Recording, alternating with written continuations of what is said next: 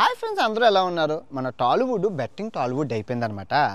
కొన్ని వేల కోట్ల ఆస్తి ఉంది, అయినా కూడా అందరూ ఈ బెట్టింగ్ యాప్లు ప్రమోట్ చేస్తున్నారు. ఇంకా ఆశ అత్యాశ, ఇంకా డబ్బులు కావాలని. సో ఈ క్రమశిక్షణ లేని టాలీవుడ్ని క్రమశిక్షణలో పెట్టడానికి ప్రపంచవ్యాప్తంగా నామినేషన్ వచ్చారు. అవసరం, టాలీవుడ్కి అయితే క్రమశిక్షణ అవసరం. వీడియో పూర్తిగా చూడండి, ఎక్కడ మిమ్మల్ని డిసప్పాయింట్ చేయరు. చాలా చాలా బాగుంటుంది, నవ్వులే నవ్వులు. ఫస్ట్ ఒక లైక్ కొట్టండి. ప్రస్తుతం మనం ఉన్నాం, చూస్తున్నారు కదా. ఇప్పుడు ఊరి పేరు కూడా మాట చాలా బాగుంటుంది, పూర్తిగా వీడియో చూడండి. సో ఫస్ట్ దొంగలు ఎవరు చూసుకుంటే ఇప్పుడు ప్రకాష్ రాజ్ గారు ఉన్నారు, మంచక్ ఉంది, తర్వాత రానా గారు ఉన్నారు, తర్వాత కొండని ఉన్నారు, వీళ్ళందరూ ఉన్నారు. సో వీళ్ళందరిలో దొంగ ఎవడో చూసుకుందాం. ఆక్ పాక్ కరియాపాక్ డామ్ డూమ్ డిస్కనక్కడ కాకినక్కడ కయా దొంగ అంటే ప్రకాష్ రాజ్ గారు. అమ్మయ్య. ఇప్పుడు ప్రకాష్ రాజ్ గారి విషయానికి వస్తే విలక్షణ నటుడు.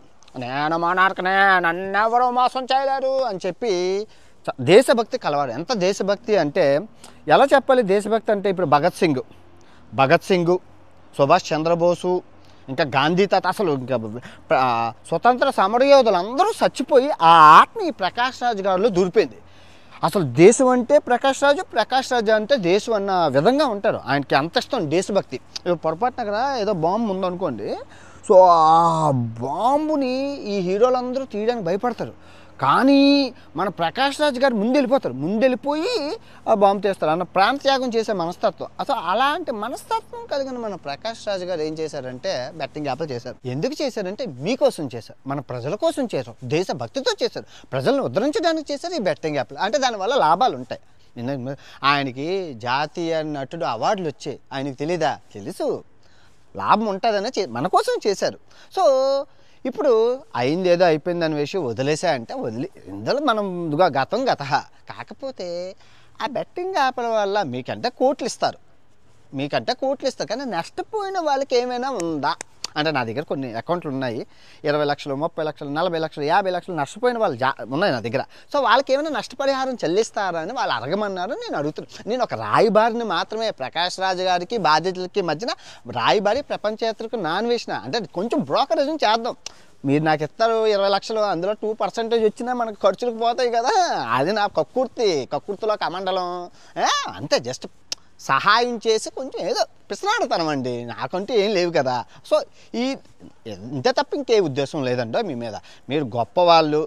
అందులోనే అవునని చెప్పడం మర్చిపోయాను, ప్రకాష్ రాజ్ గారు నన్ను ఫాలో అవుతున్నారు, ఇదేట ప్రపంచ యాత్ర గారు నన్ను ఫాలో అవుతున్నారు అనుకొని నేను ఆయనకి థ్యాంక్స్ చెప్పుకున్నాను. ఎందుకంటే విలక్షణ అంత గొప్ప, చిన్నప్పటి నుంచి ఆయన చూస్తూ పెరిగాం. నేను మానార్కనే, నన్ను ఎవ్వరూ మోసం చేయలేరు. అబ్బో మామూలుగా ఉండదు ఆయన డైలాగ్. పోనీ ఎనీవే పక్కన పెట్టండి. ఇప్పుడు క్రమశిక్షణకి మారిపోయిన పేరైనా, అసలు క్రమశిక్షణ అంటే ఆయన అంటే క్రమశిక్షణ. అటువంటి క్రమశిక్షణకి మారుపేరైన కలెక్షన్ కింగ్ మోహన్ బాబు గారు సుపుత్రికారు, అతను మన శుద్ధపోస, మన మంచు లక్ష్మక్క. ఇది అమ్మాయిలు కూడా నువ్వు అంటావంటే అచ్చే, ఇదిగో ప్రాణం పోయిన ఆటగాడు అమ్మాయిల జోలికి పోరు. ఇది ప్రమాణకంగా చెప్తున్నాను. ఆటగాడుగా అమ్మాయిలతో ఎప్పుడు గొడవ ఆడకూడదు. అమ్మాయిలు ఏం చేసినా రైట్, కానీ పిల్లలు తప్పు చేస్తే శిక్షించాల్సింది ఎవరిని? తల్లిదండ్రులని. అంటే ఇప్పుడు మంచు లక్ష్మి తల్లిదండ్రులు ఎవరు?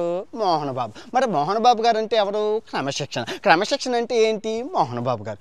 సో అటువంటి క్రమశిక్షణ కలిగిన మోహన్ బాబు గారు సుపుత్రికా రత్నం బెట్టింగ్ యాప్లో చేసింది.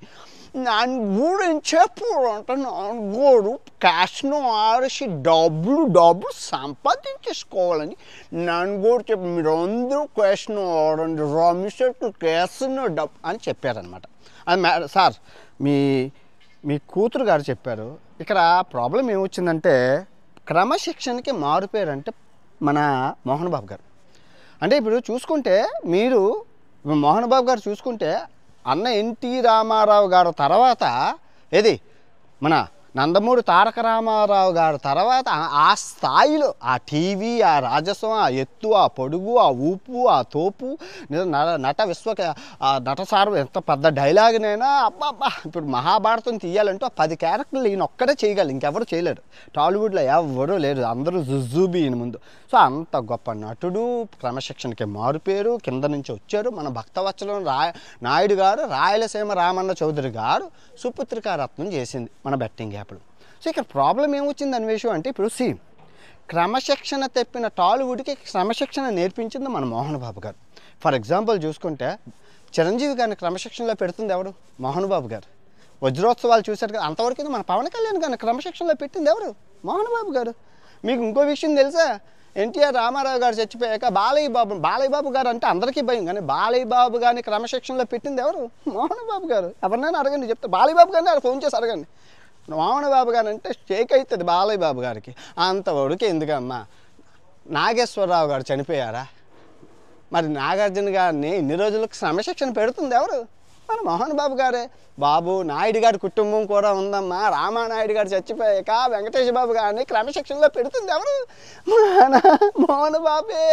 ఇంకా చెప్పుకుంటూ పోతే అసలు మొత్తం టాలీవుడ్ని, ఆ కళామ తల్లిని మొత్తం అందరినీ క్రమశిక్షణలో చూస్తున్న మోహన్ బాబు గారు ఇంటిలో క్రమశిక్షణ లోనైంది. మొత్తం కాట్ల కుక్కల్లా కొట్టుకొని సస్తున్నారు బజార్లో. మొత్తం తండ్రి పరువు, ఇంత క్రమశిక్షణ కలిగిన తండ్రి మోహన్ బాబు గారి పరువుని తీసుకొచ్చి బజార్లో పెట్టారమ్మా. పండిత పుత్ర పరమసుంట అని తండ్రి మా తండ్రి రోజుకో పెంట, రోజుకో గొడవ. నిజంగా మీరు ఇంత గొప్ప వాళ్ళు అయ్యుండి ఇంటిలోని పోరు ఎంతెంత కాదయ్యా విశ్వదాభిరామ వినురా వేమన అని. ఆ గొడవలేంటి? మైకులతో మీరు కొట్టడం ఏంటి? పిచ్చోళ్ళ కొట్టుకోవడం ఏంటి? ఏంటి మీకేంటి? డబ్బు లేదా? ఐశ్వర్యం లేదా? ఆస్తి లేదా? గౌరవం లేదా? సీఎంలు తెలుసు, పిఎం గారికి ఫోన్ చేస్తే డైరెక్ట్గా వెళ్ళే రేంజ్ ఉంది. అలాంటి వాళ్ళు చిన్న చిన్న కరియాపాకు గొడవలు, కొత్తిమీర గొడవలా? ఇది సమస్యమేనా? అందరు ప్రపంచమంతా క్రమశిక్షణలో పెట్టి ఇంట్లో క్రమశిక్షణ లోపం అయినట్లు పిల్లలు చూస్తే ఏంటి అలాగా నాకు తెలియకూడతారు. ఏంటి ప్రాబ్లం ఏంటి? అందరూ కూర్చొని అమ్మ ఏంటి ప్రాబ్లము, ఏంటి కావాలో అది తీసుకో అమ్మా, ఉన్నది ఒకే ఒక జీవితం, ఒకే ఒక ప్రాణంలో ఇన్ని గొడవలు, ఇంత రాజకీయాలు ఎందుకమ్మా అని చెప్పలేరు. అందరికీ అన్నీ చెప్తారే. మన ఇంట్లో మన పిల్లల్ని మనం క్రమశిక్షణలో పెట్టుకోలేము. క్యాసినో ఆడితే డబ్బు వస్తుందా? డబ్బు పోవడమే తప్ప వస్తడం ఏమైనా ఉందా? అలాంటి నీ కూతురు గారు చేస్తున్నారే, మీరు చెప్పాలి కదా. మీరు తండ్రిగా ఏం చేస్తున్నారు? ఇదేమైనా గోప్యంగా చేస్తున్నారా? పబ్లిక్గా విహారంగా అక్కడ లక్ష్మీ మంచు అని అనరు, లక్ష్మీ ప్రసన్న అని అనరు, మోహన్ బాబు కూతురు అంటారు. ఏమనంటారు? మోహన్ బాబు కూతురు అంటారు. ఇక్కడ మంచుబాబు అయినా విష్ణుబాబు అయినా ఎవరు తప్పు చేసినా మోహన్ బాబు కొడుకే అంటారు, కానీ మంచు విష్ణు అనరు. మీరు గుర్తుపెట్టుకోండి. ఏదేమైనా గతం మీరు తీస్తున్న కన్నప్పకి వేల కోట్ల రూపాయలు రావాలని, క్రమశిక్షణ తప్పిన మీ ఫ్యామిలీకి క్రమశిక్షణ కలగాలని, ఐశ్వర్యాలు ఆరోగ్యాలు అన్నీ కలగాలని మీకు ఇష్టమైన షిరిడి సాయినాథుడిని కోరుకుంటున్నాను.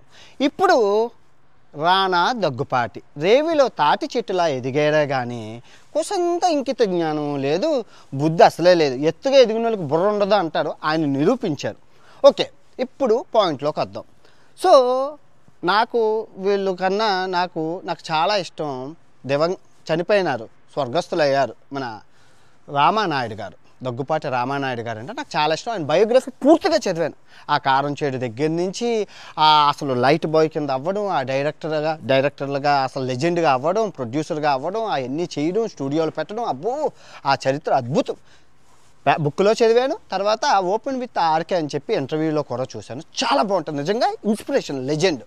ఇంకా తర్వాత మరి అంత పెద్ద ఆయన పేరుని క్యారీ చేయలేక తాతల నీతులు తాగారు, మా మేతులు వాసన చూడమని అన్నట్లు ఈయన తమ్ముడు అంటే ఎంత బతికి వీళ్ళ తమ్ముడు మొండెనకాతలు చచ్చినట్లు ప్రాస్టిట్యూట్ వెనకాతల పరువు అంతా తీసుకున్నారు. ఏం పోయిందయ్యా?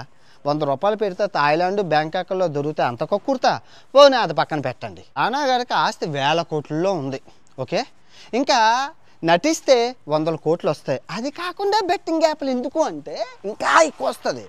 నటించిన దానికన్నా కష్టపడిన దానికన్నా చిటుకులో 100 కోట్లు ఇస్తారనమాట బెట్టింగ్ యాప్లకి. ఎందుకురా ఇస్తారు అంటే అవలోగాలం ఓకలో ఏకగాలం మాకే 5 కోట్లు 10 కోట్లు ఇస్తుంటే మరి అంత పెద్ద బాహుబలి సెలబ్రిటీలు ఇంత పెద్ద స్టార్లకు వాళ్ళకి ఎంత ఇస్తారు? మీ ఓకే వదిలేస్తున్నాను. ఇక్కడ హవాలా ఎలా జరిగిందని నాకు ఒక చిన్న డౌట్ ఉంది, అది నిజమో కాదో తెలియదు. రానా గారు తేల్చుకోవాలి. ఈడీ ఎండోర్స్మెంట్ డిపార్ట్మెంట్ అన్న వాళ్ళు కాంటాక్ట్ అయ్యాక వాళ్ళు లెక్క చూసుకో. ఇది ఈడీ ఎన్ఫోర్స్మెంట్ డిపార్ట్మెంట్ అన్న వాళ్ళు ఇది అడగండి ఈ క్వశ్చన్. నేను మెక్సికో వెళ్ళాను. మెక్సికో ఎక్కడుందో తెలుసు కదా, అమెరికా కింద ఉంది. సో అక్కడ నేను టకీలా, మెక్సికోకి ఫేమస్ అయిన టకీలా తెలుసు కదా. సో ఆ టకీలా వేసేటప్పుడు నేను వీడియో చేసేటప్పుడు ఒక ఆయన వచ్చాడు, స్పానిష్ నాకు వచ్చి కదా, ఇలా మాట్లాడామన్నమాట. వాళ్ళ అన్నారు హాయ్ అని చెప్పి కుమోతయామస్ అని అన్నారు. నీ పేరేంటి అని అన్నారు. మీ అమ్మ వచ్చింది లా ఇండియా అంటే ఇండియా అని. ఇండియాలో ఇందులో కోంపుడే టకీలా లా ఫ్యాక్టరీ అన్నారు. అంటే ఇండియా అతను టకీలా ఫ్యాక్టరీ కొన్నాడు ఇక్కడ అన్నారు. నేను ఎవరు షారుఖ్ ఖానా అన్నాను. కాదు అన్నారు. సల్మాన్ ఖానా అన్నాను. కాదు అన్న. లా హిందూ అన్నారు. బొక్క ఎవరో తెలియదు. హిందూ అంటే హిందూ అబ్బాయి అనుకున్నా, ఏదో చెప్పాడు. నేను నా వీడియో చేసుకున్న గంట తర్వాత ఫోటో తీసుకొచ్చి చూపించేది, ఇదిగో రానా గారు అనేసి. రానా గారు కొన్నారంటే ఈయననా మిస్మో అంటే ఈయననా నిజమేనా అంటే కొన్నారు అన్నారు. అది నిజమో అబద్ధం ఆడికి తెలియాలి, ఈయనకి తెలియాలి. టకీలా ఫ్యాక్టరీ కొన్నారు. ఇప్పుడు మెక్సికోలో అంత డబ్బు ఫ్యాక్టరీ కొన్నంత డబ్బు ఈ బెట్టింగ్ యాప్లు చేయడం ద్వారా ఇచ్చారు అని నేను అంటున్నాను, కాదు అని ఆయన చెప్పాలి. హవాలా అయితే అలాగే జరుగుతుంది. మీరు నిజమండి, బెట్టింగ్ యాప్లు చేస్తే ఇచ్చిన డబ్బు బ్యాంకులో పడింది ఇంతే, కానీ హవాలో ఇచ్చింది 10 రెట్లు ఎక్కువ ఇస్తారు. అది మాకు తెలుసు, నాకు వచ్చింది కాబట్టి నేను చెప్తాను. నాకే కదా, అందరూ యూట్యూబర్లకి అదే చేస్తారు. సో మరి యూట్యూబర్లకి అలా చేసేటప్పుడు సెలబ్రిటీలకి ఇంకెలా చేస్తారు, వాళ్ళకి అదే చేస్తారు. అంటే వైట్ బ్లాక్ ఉంటాయి ఇందులో కూడా. ఓకే, అది పక్కన పెట్టండి. సో సార్ దయచేసి, ఎందుకంటే ఇప్పుడు మీరు చేయడం వల్ల తప్పేం లేదు, బిజినెస్ వ్యాపారం అందరికీ ఎథిక్స్ మానవతా విలువలు మీ తాతగారికి ఉన్నాయి, ఆ తర్వాత మీకు లేవు, ఇంకెవరికి లేవు. కానీ సో ఇప్పుడు మీ వల్ల చనిపోయిన వాళ్ళకి కానీ మీ వల్ల నష్టపోయిన వాళ్ళకి కానీ మీరు ఏమైనా ఇస్తారా అంటే, నా దగ్గర లిస్ట్ ఉంది 20 లక్షలు 30 లక్షలు 40 లక్షలు, వాళ్ళకి ఏమైనా మీరు ఏమైనా సర్ది చెప్తారా అంటే, పాపం అన్నీ పోయి అనాథలు అయిపోయాయి కదా, వాళ్ళకి ఏమైనా మీరు ఇస్తారా అనే ఉద్దేశంతో మిమ్మల్ని అడుగుతున్నాను. ఇంకా లాస్ట్ బట్ నాట్ లీస్ట్ మన కొండని శిఖరం విజయ దేవరకొండ అంటే అమ్మ అసలు శిఖరమనే చెప్తారు అందరూ. ఆ ఫాలోయింగు అటు అబ్బాయిల్లో అటు అమ్మాయిల్లో కింద నుంచి చిరంజీవి గారు తర్వాత ఆ పేరు తెచ్చుకున్నది తెలుగు కళామ తల్లి ముద్దుబిడ్డల్లో ఆయన ఒక కింద స్థాయి నుంచి వచ్చారు, గ్రౌండ్ లెవెల్ నుంచి వచ్చారు. పేదవాళ్ళ కష్టం తెలుసు, అమాయకుల కష్టం తెలుసు, యువతల కష్టం తెలుసు, అమ్మాయిల కష్టం తెలుసు, అబ్బాయిలకు అన్నీ తెలుసు. ఆయన అటు తిరిగి ఇటు తిరిగి ఆయన బెట్టింగ్ యాప్లనే ప్రోత్సహిస్తున్నాడు. ఇప్పుడు ఆయనకి 20 మిలియన్ 2 కోట్ల మంది ఉన్నారు ఒక ఇన్స్టాగ్రామ్లో. ఒక్క పోస్ట్ పెడితే ₹1 ఇస్తారండి ఒక్క పోస్ట్కి. సో మరి ₹1 కాదని ఇంకా చేస్తున్నాడంటే ఇక్కడ 100 కోట్లు ఇస్తారనమాట. 100 కోట్లు 1000 కోట్లు ఆశ, ఎక్కువ ఆశ, ఇంకా ఇంకా ఇంకా ఇంకా ఇంకా ఇంకా కావాలి. ఇప్పుడు ఈయనకి తెలుసో లేదా, ఈయన ఫాలో అవుతుంది, అమ్మాయిలు ఎక్కువ ఫాలో అవుతున్నారు. మీకు తెలుసో లేదా, బెట్టింగ్లు అంటే బెట్టింగ్ యాప్ అంటే అబ్బాయిలు ఒక్కలా ఆడుతున్నాడు అంటే, ఫోన్ అబ్బాయిల దగ్గరే ఉంది, అమ్మాయిల దగ్గర కూడా ఉంటుంది, వాళ్ళు కూడా ఆడుతున్నారు. ఇంకా మామూలుగా ఆడరు అనమాట. డబ్బులు ఇదిగో బాయ్ ఫ్రెండ్ చీటింగ్ చేసి ఆడి డబ్బులు దబ్బెట్టుకున్న అమ్మాయిలు ఉన్నారు. అమీర్పేటలోకి వెళ్ళి చూడండి, అబ్బాయిలు ఏదో ఆ నొప్పి ఈ నొప్పి అని చెప్పి డబ్బులన్నీ తీసుకొని వాళ్ళు మొత్తం ఈ బెట్టింగ్ యాప్లో దబ్బెట్టుకున్న బ్యాచ్ చాలా ఉంది. సో నేనేమంటానంటే, మీరు ఆ స్థాయికి వెళ్ళారు, ఆ స్థాయిలోనే ఉండాలి, కిందకి దిక్కకూడదు. దయచేసి దిక్కండి, మంచి పనులు చేయండి. ఏం తీసుకెళ్ళిపోతాం, ఎక్కడికి వెళ్ళిపోతాం? End of the day hospital అనేది ఉంటుంది, కర్మ అనేది ఉంటుంది, దానికి ఎవరు అతిథులు కాదు, గుర్తుపెట్టుకోండి. ఎంతోమంది మహామహులు సంకనాకిపోయారు. నీ కొడుకే నిదర్శనం, గారే నిదర్శనం. బోల్డ్ ఆస్తులు ఉన్నాయి, ఏం చేసుకోవాలి? వదిలేండి, పోన్లేండి, పక్క వాళ్ళ గురించి ఎందుకు, కానీ మనం బాగున్నావా లేదా ఇంపార్టెంట్, సమాజానికి ఏం చేస్తాం లేదా. ఇదిగో డబ్బు ఉండొచ్చు, కానీ విలువలతో కూడిన నిజాయితీ గల సమాజం అనేది చాలా తక్కువ ఉంది. అలాంటి సమాజాన్ని దారిలో పెట్టడానికి ఇన్ఫ్లుయెన్సర్గా, సెలబ్రిటీలుగా మీ బాధ్యత ఉంది. మీ బాధ్యత మీరు మడిచారు కాబట్టే ఈ ప్రపంచ యాత్రికులు నాన్వేషణ రంగంలోకి దిగి మిమ్మల్ని క్రమశిక్షణ పెట్టడానికి వచ్చాను. నన్ను తప్పులు ఉంటే క్షమించండి, పెద్ద మనసుతో నన్ను ఈ బుజ్జోని నన్ను క్షమించండి. ఏదో నాకు తెలిసింది ఈ బెట్టింగ్ యాప్ల కోసం మంచిది కాదు, చాలామంది అమాయకులను ప్రజలు పోతాయి. ఇప్పుడు సింపుల్గా ఒక్కటి మీరు గుర్తుపెట్టుకోండి, మహాభారతం ఎగ్జాంపుల్. ఒక్క పేకాట ఆడడం వల్ల ఏమైంది? మొత్తం నాశనం అయింది. క్యాసినో కానీ పేకాట కానీ రబ్బులు రావు, అది మీకు తెలుసు, నాకు తెలుసు. తెలిసినా కూడా మనం ఎందుకు ప్రమోట్ చేస్తున్నాము అంటే డబ్బు కోసం, simple. End of the day అంటే ఉన్న డబ్బు చాలా, ఇంకా కావాలి, ఇంకా ఇంకా ఇంకా ఇంకా ఇంకా ఇంకా ఇంకా ఇంకా ఇంక ఆశ ఆశ ఆశ నిజంగా మనిషికి చావదు. దేవుడి దయ వల్ల నా దగ్గర రూపాయి తప్ప ఎక్కువ లేదు. జై సాయిరాం, చాలా హ్యాపీగా ఉన్నాను. ఓకే, ఈ వీడియో ఎంతటితో సంబంధం, తిరిగి మరో మంచి వీడియోతో రేపు కలుసుకుందాం. ఇట్లు మీ ప్రపంచ యాత్రికుడు అల్బానియా దేశం నుంచి.